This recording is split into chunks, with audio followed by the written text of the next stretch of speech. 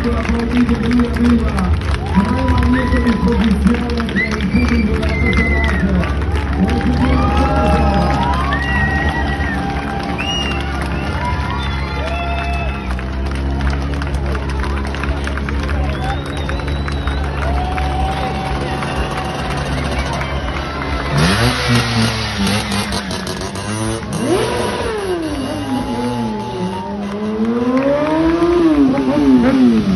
Buon applauso.